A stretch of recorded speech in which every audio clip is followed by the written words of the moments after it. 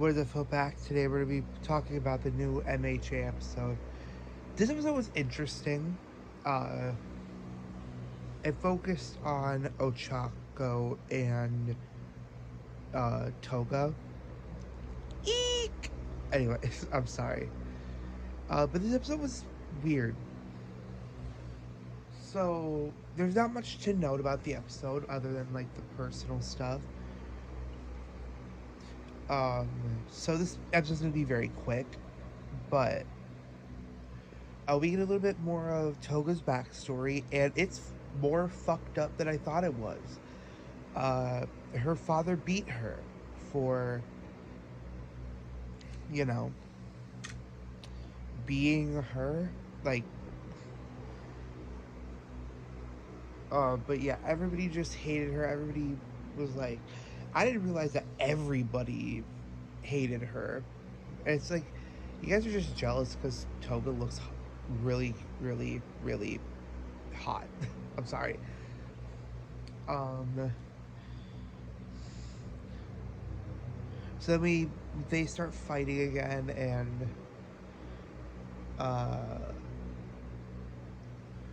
as Froppy's trying to get into Toga's head to like calm down and let Ochako talk, uh, Toga stabs Ochako, which that was insane, honestly. I thought that was going to be the end of Ochako. Like, out of all the characters that I expected to die, I think Ochako would have been the last. However, I do think that Ochako will recover from this. I think that she will be down for the count at the end of, near the end, and that's, yeah. So then we get the whole thing about all the flashbacks and stuff. We get a flashback to talking about like hero and villain names. People, the league was like saying Ochako, or not Ochako. The league was saying that Toga should have a name, but she was like, no, none of those names are cute. Shigaraki gave some monologue about how back in the day there was no differentiation between heroes and villains. And then that gave Toga the idea that maybe she doesn't need a name.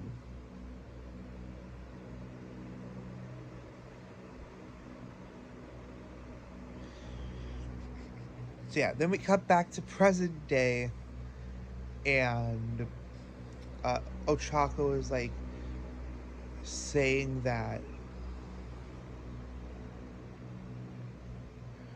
she knows her, she saw her smiling, and like, I don't want to, and this episode confirmed a ship, in my opinion.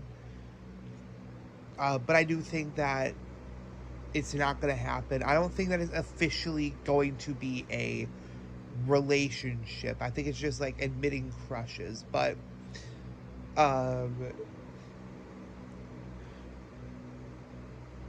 so basically they admit. So basically we know that Toga likes Ochako, but we didn't know if the feelings were mutual. I think that they are. Because at the end of the episode, Toga's like, am I cute? And then Ochako's like, the cutest in the world. I'm like, what the fuck? Why do I find that adorable? I agree, but why do I find that adorable? Because I never really was one to ship Ochako and Toga, because I feel like, because I didn't know the context. I don't know, because I thought that, because at the time I thought that MHA was purely just a show. So I didn't know the context that like all of this happened. Um, but people even shipped them before everything, and I'm like, they fought one time. But I still am the firm believer that Toga and Dobby is the right ship, but I can see the Ochako and Toga. And I admit that there is a little bit of homophobia, internalized homophobia, um, to where I don't want them to be together. That's because, like, because it.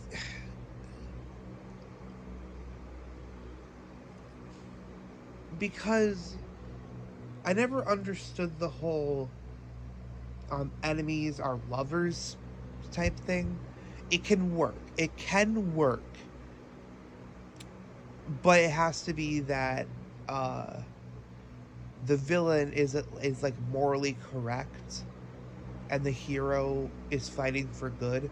It can't be that they want to just take over the world and bring harm to everybody, because then that's when it becomes a toxic ship. Kind of like how Dobby and, or not Dobby, Bakugo and Deku. I never shipped them because they're not a healthy couple. And that's also why I never shipped Deku and Toga, because that would be a toxic ship. I firmly believe that if Dobby and Toga liked each other, that would be a not toxic ship, because they're working on the same side. They've shown care for each other. And like, I don't know how people don't ship these two, but I also do get it, because it's like the age gap was a little weird. But we're talking about a state, we're talking about a country that allows 13 plus.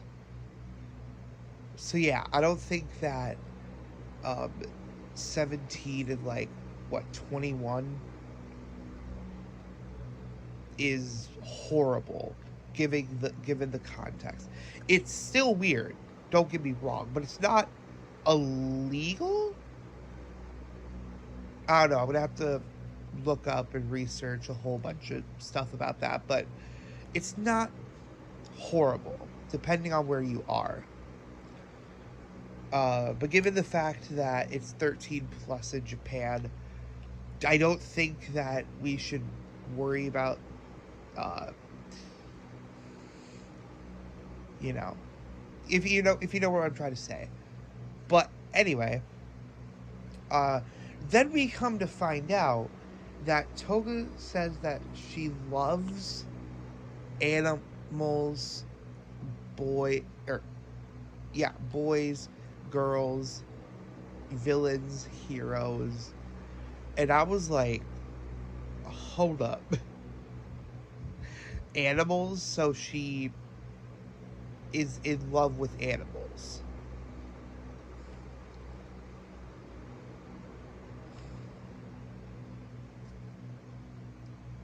And I just, whatever. I mean, you do you, Ochako, but like, don't actually do it on camera. Okay, please. But, yeah.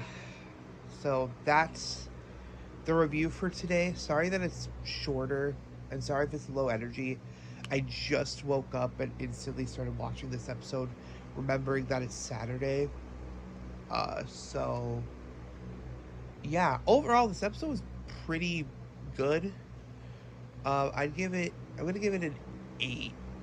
An 8 points. An 8.5 out of 10. It wasn't perfect.